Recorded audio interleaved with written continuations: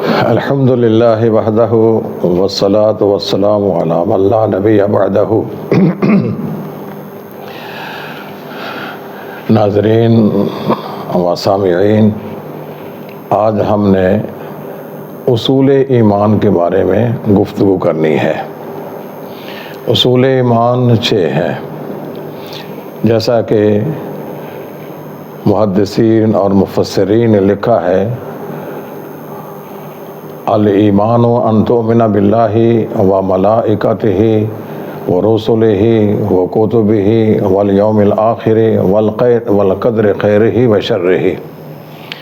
ایمان یہ ہے کہ تو اللہ پر یقین رکھے، اس کے رسولوں کو مانے اور قیامت پر اس کو یقین رکھے، اور اسی طرح جو انسان کی تقدیر ہے، اچھی ہو یا بری ہو، اس کو وہ مانے۔ گویا کہ جو اسلام ہے اس کے 5 ارکان ہیں، اور جو ایمان ہے اس کے 6 اصول ہیں۔ وہ ارکان اسلام تو ہم بعد میں بیان کریں گے، تو آج ہم نے ارکان اصول ایمان کے بارے میں گفتگو کرنی ہے۔ وہ ہے اللہ پر ایمان رکھنا، کہ اللہ ہمارا خالق ہے، مالک ہے، ہماری بگڑی بنانے والا ہے، کائنات میں جو کچھ بھی ہو رہا ہے اس کی مرضی اور اس کے ارادے اور اس کی مشیت سے ہوتا ہے۔ اس میں انسانی چاہت کو یا انسانی عمل کو کوئی دخل نہیں ہے۔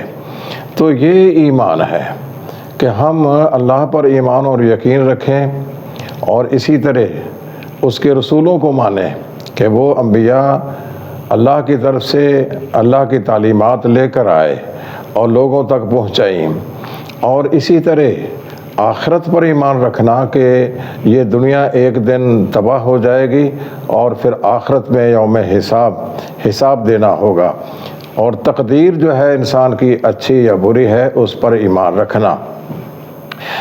گویا کہ مومن وہ ہے، جیسا کہ اس کی تشریح کی گئی ہے، کہ جس کے لوگ عزت و آبرو سے امن محسوس کریں، نہ وہ کسی کو زبان سے تکلیف دے، نہ کسی کو ہاتھ سے تکلیف دے، نہ ہی دل میں کسی کے بارے میں بغض اور کینہ رکھے۔ یہ ایمان ہے۔ جو یہودی تھے، بظاہر ان کے اندر تصدیق موجود تھی کہ وہ مانتے تھے، جیسا کہ قرآن کریم میں ہے: یعرفونہ کما یعرفون ابناءہم۔ وہ رسول اللہ صلی اللہ علیہ وسلم کو اسی طرح جانتے تھے جس طرح اپنے بیٹوں کو جانتے ہیں، لیکن اللہ تعالیٰ نے ان کو مومن نہیں کہا ہے۔ اسی طرح منافقین جو ہیں وہ بظاہر عمل کرتے تھے، پیروی بھی کرتے تھے، لیکن ان کے اندر اخلاص نہیں تھا۔ اللہ تعالیٰ نے یہودیوں کو اور منافقین کو ایمان سے خارج کیا ہے۔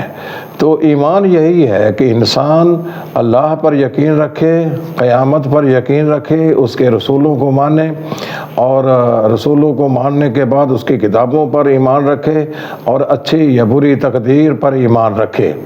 تو ہمیں بھی اس بات کا اقرار کرنا چاہیے کہ ایمان کا جو ذخیرہ ہے وہ ہمارے دل میں آ جائے، کہ ہم اللہ پر ایمان رکھنے کے بعد اس کے رسولوں کو مانیں، کتابوں کو مانیں، اور جو آخرت کا دن ہے اس پر یقین رکھیں، جو اچھی یا بری تقدیر ہے اس کو بھی مانیں۔ یہودیوں کی طرح نہیں ہے کہ وہ رسول اللہ صلی اللہ علیہ وسلم کی تصدیق تو اندر موجود تھی لیکن اخلاص نہیں تھا، اور منافقین جو تھے وہ اخلاص سے عاری تھے، ان کے اندر اخلاص نہیں تھا، عمل بھی تھا لیکن اخلاص نہیں تھا۔ وہ محض اپنا مطلب نکالنے کے لیے وہ دائرہ اسلام میں آئے تھے، وہ محض مطلب پرست لوگ تھے۔ لہٰذا اصول ایمان کو مضبوط کر لینا چاہیے کہ ہمارا ایمان اللہ پر ہو، رسولوں پر ہو، قیامت پر ہو، اور اسی طرح اس کی کتابوں پر ہو، اور جو اچھی یا بری تقدیر ہے اس پر ہمارا ایمان ہو۔ تو یہ اصول ایمان ہے۔ تو اصول ایمان کے مطابق ہمارا زندگی کا ایک معمول بن جانا چاہیے کہ اللہ تبارک و تعالیٰ کے ہاں جو انبیاء تعلیمات لے کر آئے ہیں اس کو دل و جان سے مانیں، اس کی تصدیق کریں، پھر ہم اس پر عمل اور اس کی پیروی یہ بھی کریں، نہ کہ صرف زبان سے تصدیق کر دیں، عمل سے نہ مانے۔ گویا کہ ایمان کے 3 اجزاء ہیں، ایک ہے دل میں یقین رکھنا، دوسرا ہے زبان سے اقرار کرنا، اور تیسرا ہے اعضاء سے عمل کر کے دکھانا۔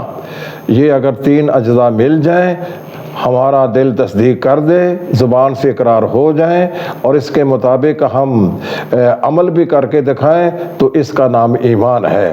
اگر اس میں کوئی کمی کوتاہی ہے تو اس کو درست کرنا چاہیے، اور اس کے مطابق ہم اپنی زندگی کو ڈھالنے کی کوشش کریں۔ اللہ تبارک و تعالیٰ سے دعا ہے کہ وہ ہمیں عمل کی توفیق عطا کرے اور ایمان کی دولت سے مالا مال فرمائے۔ وَأَقُولُ قَوْلِي هَذَا وَآخِرُ دَعْوَانَا الْحَمْدُ لِلَّهِ رَبِّ الْعَالَمِينَ۔